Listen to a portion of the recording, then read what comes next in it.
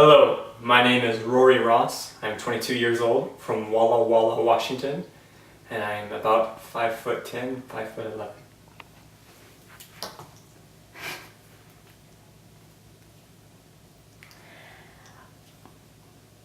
What about you drives people crazy? I am a very adventurous guy, and so I love to do different things. I think some things that might drive people crazy about me is that I'm not afraid to take risks, and that involves all sorts of different things. But it also involves I can be the one that kind of goes into the no trespassing zone. I've actually climbed the water tower here at the area. That's actually enclosed in federal property, which I did not know the first time I climbed it, but that didn't stop me the other 3 times I've climbed it. So I'm a little bit more of a risk taker. I love doing new things and flirting a little bit with trouble, but thankfully so far I've been okay. Describe your last memorable wild night. My last memorable wild night actually would probably be a few weeks ago. I went on a road trip with some friends to go try out for a modeling audition in Seattle, and we ended up going to a gay bar over in Seattle. It's called Neighbors, and I was a little bit worried, or I don't know, I had my kind of concerns a little bit just because the connotation with it, but it actually was a lot of fun. I ended up having a lot of fun just hanging out and dancing, and I ended up taking off my shirt, kind of just whirling it around and just kind of getting all into it. And the gay guys actually, they thought I was very attractive, which I thought was a good compliment to me. But if I told them, hey, I wasn't interested in dancing with them, they were fine. A night that's kind of similar is one time some friends and we went to karaoke. And I had just a little bit to drink. I don't need a lot to drink, or I don't even need to drink any at all to be an exciting individual. But we went to karaoke, and I had a little bit. I had my first Jello shot, and they started singing the song "I'm Dancing with a Stripper," and I walked up there with these girls, and I started dancing with them, and I took off my shirt, and I was doing this whole little thing. And then later that night, I also did Britney Spears' "Oops, I Did It Again" with a "Oops, I did it again. I played with your heart. I got lost in the game. Oh baby, baby." So I'm not a great singer, but I'm definitely not that fun. Describe your fantasy life. If you could have anything, go anywhere, be anything, what would it be? That's a really hard question. I love to do a lot of things. Since here in university, I've been an engineer, I've been a business student, and now I'm flirting with drama and acting, and I find a lot of enjoyable particularities with that. If I could do anything, I would love to visit the rest of the 7 continents. So far I've been to 5 of the 7. I have Antarctica and South America left, and so I'd love to visit those. I love helping people though, and so no matter what I ended up doing, I would always want to find a purpose or a way of life where I was benefiting someone. Don't get me wrong, I would love to travel. I would love to do more things and jump off buildings and do squirrel suits and be like this adrenaline junkie. That would be amazing. But at the end of the day, I would always want to find a purpose, a legacy to live behind, rather than just saying I jumped off the tallest building and had the fewest seconds to deploy my parachute.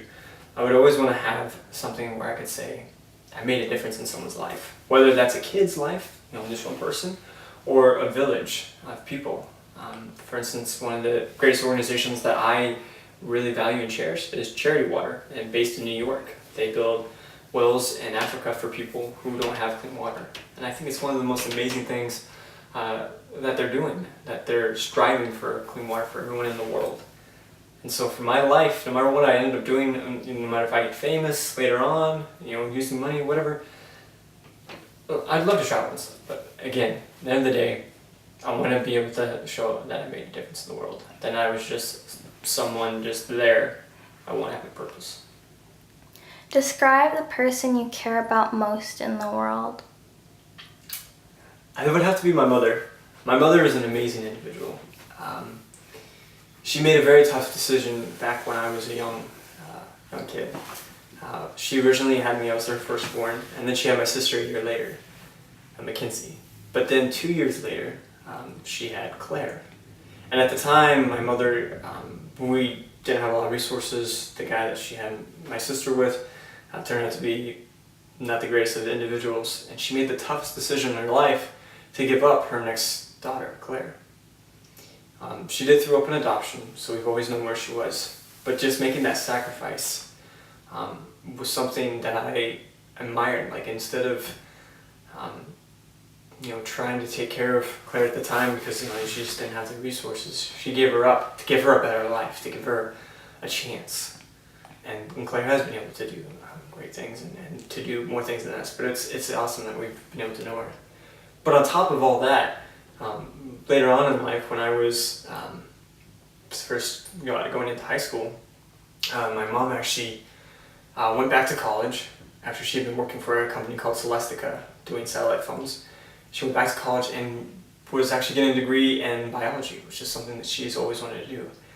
And so late in life, she actually got her almost dream job. I mean, she always wanted to be a zoologist, but she always knew she wanted to work with animals, and she became a biologist actually at Kansas City in Missouri. And so she's actually doing her dream job. So she was like in her 30s, and she still showed that she had passion, she had dreams and goals, and that she strove for them. And so she's always been an inspiration for me, just showing us kids what it's like to for someone to actually go for their dreams. And she's always supported me, she's always encouraged me. And if I was ever to lose her, I would be devastated.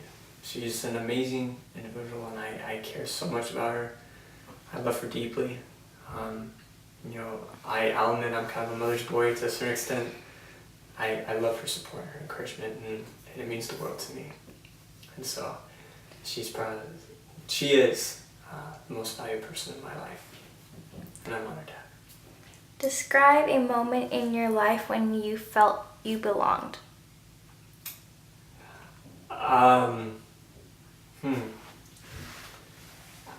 High school,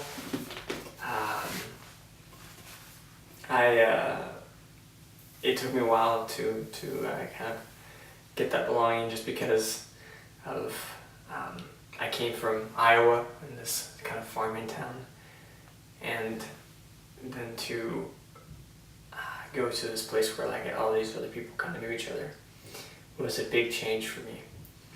And so, but when I finally felt like I belonged, it was when you're sharing the jokes, you're sharing memories, you're going with each other to different events and hanging out. So I guess that was when I felt like I belonged, when I could share memories and cherish moments with other people. That's the last question. Thank you so much for your time. I hope you will consider me for your next role in this amazing film that you're doing. Thank you so much.